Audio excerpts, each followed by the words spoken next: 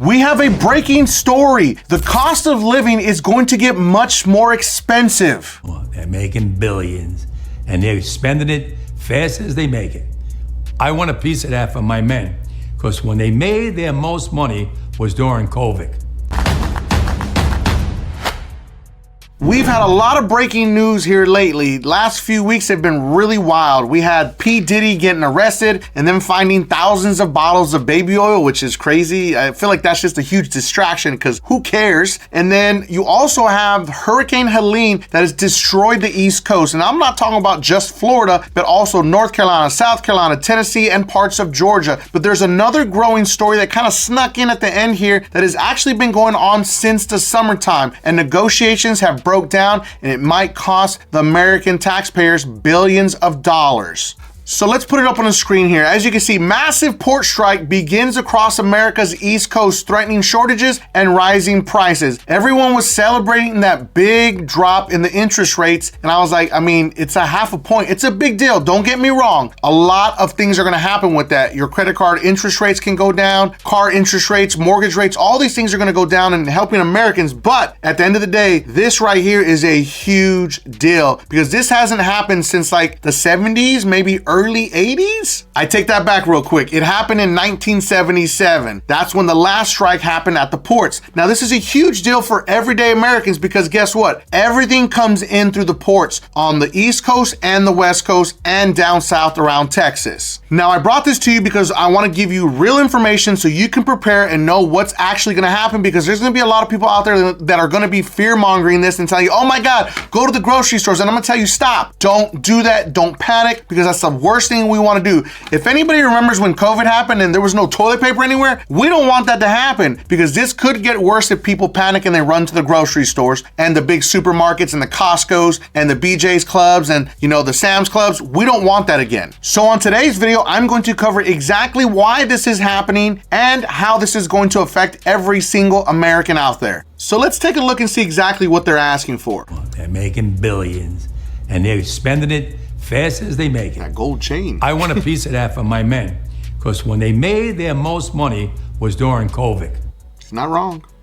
So part one of this is they're seeking more money, a livable wage, and there's nothing wrong with that. Everyone deserves to actually make a livable wage. I know, shockingly enough, but we're coming to a tough time here where a lot of companies aren't willing to pay that. But let's see exactly what he said. So Daggett on Wednesday told CNN the union is seeking a $5 an hour pay increase each year over 6 years, with top pay climbing from $39 an hour to $69 an hour. That would equate to a 77% pay hike over the life of the contract. So the company that actually hires all these people, the U.S. Maritime, came to the table with a 50% increase in pay, and it was not what they accepted. They said, nah, not today, fam. We're not going to do it. So as I said earlier, as you know, they're all on strike. Negotiations broke down. Let's see exactly what he had to say.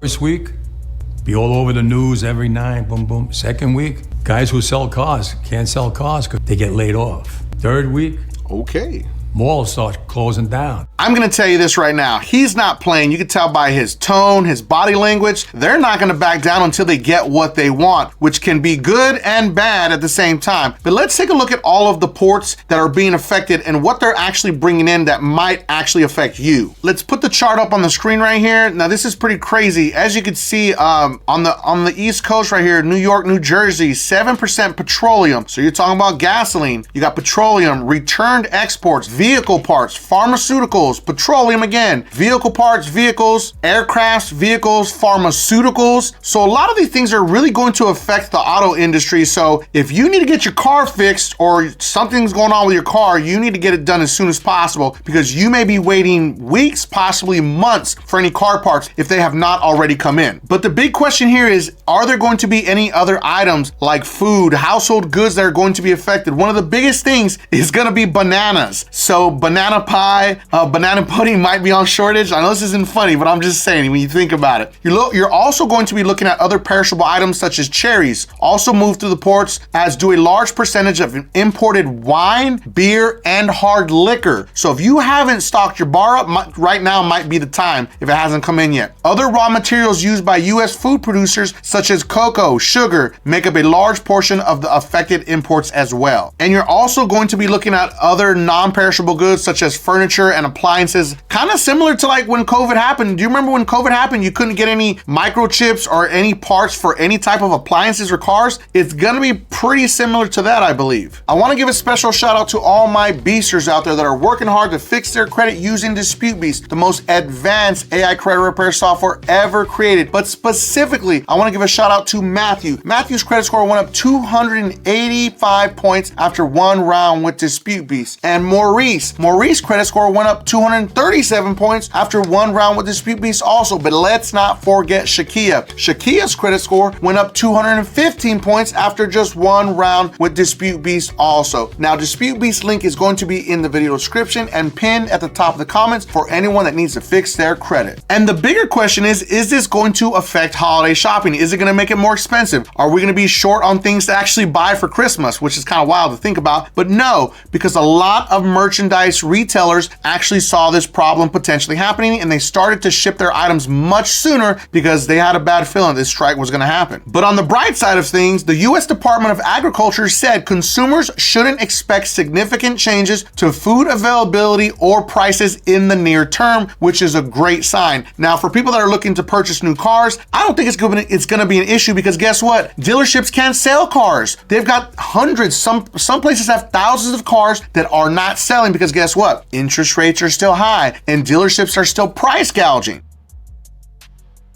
Last part's the most important. Now let's listen to the last part that the International Longshoremen Association's president had to say. In today's world, I'll cripple you. I will cripple you, and you have no idea. So as you can see, he's standing on business. He's not gonna back down. He's planning on the worst, I think. But another part that nobody's talking about, another thing that they are fighting for, is to stop automation. Now, some of these ports are already using automation, and I believe it started on the West Coast. Let me show you a quick little clip of what that actually looks like so you can understand that they're literally fighting for their jobs because thousands of shoremen have already lost their jobs on the West Coast. I'm a longshoreman for LA Long Beach. And LA is fighting against this right here. I'll tell you right now. See that? There's nobody there. Automation. I work at an automated dock. It's no joke. And there you have it. Automation. That's really crazy. There's no employees out on those ports except for that longshoreman right there that was actually making the video. That's crazy. This is started on the West Coast and it's going to try to spread over onto the East Coast also. I mean, you tell me what you think in the comments. Do people deserve livable wages? I believe they do. But what are your thoughts on this? I hope you enjoyed this video and I gave you a bunch of clarification on what's truly happening with this strike. Now make sure that you watch this next video because it is about another credit union that you may want to learn about. And if you felt that I brought you some value in this video, make sure that you don't forget and subscribe to increase your credit score.